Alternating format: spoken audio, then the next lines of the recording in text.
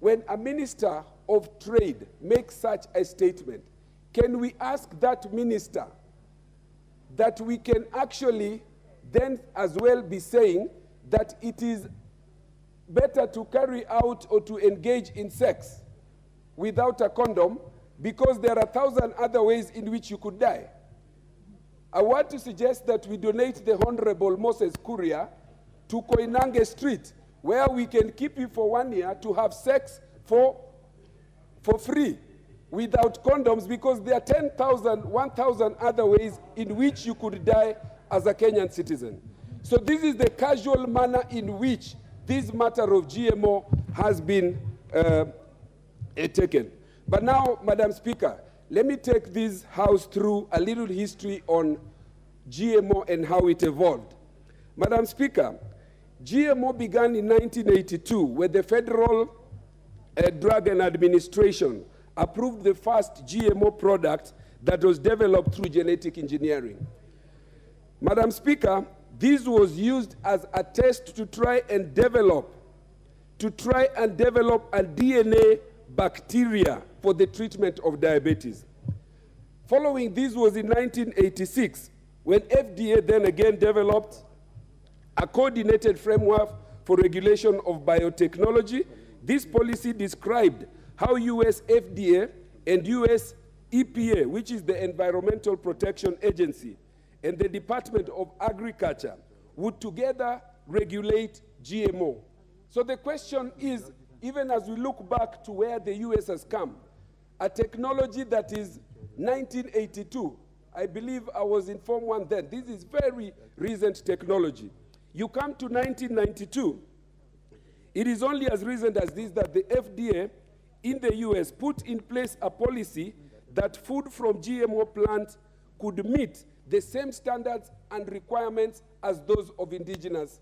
It was a step-by-step thing in the US, which in itself right now has very strong consumer protection law that separates and delineates at the market. This is GMO, this is organic. Then you come now to 1992. And then in 1992, where these standards were now allowed, you find that in 1992, the first GMO food product that was allowed to be consumed in the name of Flava and Sava tomato in 1994. This is barely 28 years ago. So it is surprising that the CEO of a multinational company by the name of Bill Gates would come to this country and mislead the Kenyan citizens that he has been consuming GMO food for as long as he has been alive. Bill Gates, if my check was correct, Bill Gates was born in 1955.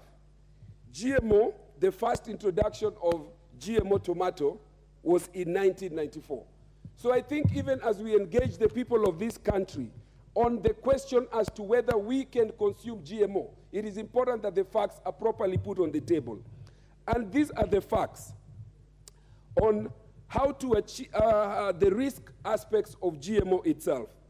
From the research that I have done, Madam Speaker, GMO poses the potential for increased cases of cancer, cases of infertility, danger to the environment, can pose danger to human and animal life and the ecosystem, and can drastically reduce or eliminate plant diversity.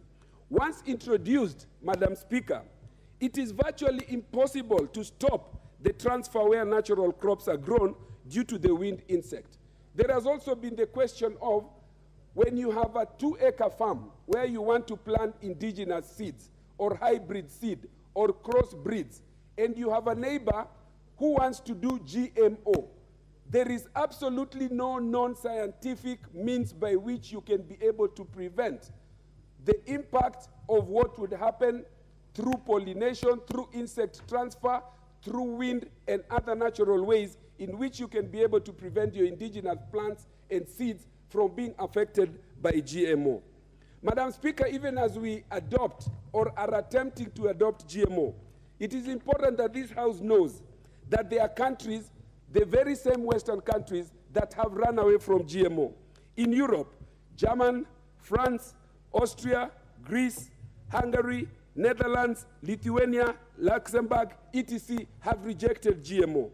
In the Americas, Venezuela, Ecuador, Peru, Venezuela have all rejected the question of GMO. In Africa, Algeria and Madagascar and many more. Madam Speaker, as I conclude, I would like to plead with this House that before we allow anybody or any entity to undermine the authority of this House, we must remember that under Article 95, we represent the people and we solve the problems that affect the people. This is one such problem that the people of Kenya are looking into this House to solve, and I want to recommend as I close that a select committee of the Agriculture Committee and the Committee of Health be put in place to be able to sit together with their counterparts in the Senate and undertake thorough public participation to ask experts and stakeholders and the people of Kenya whether indeed they want to resolve or vote to GMO. In the meantime,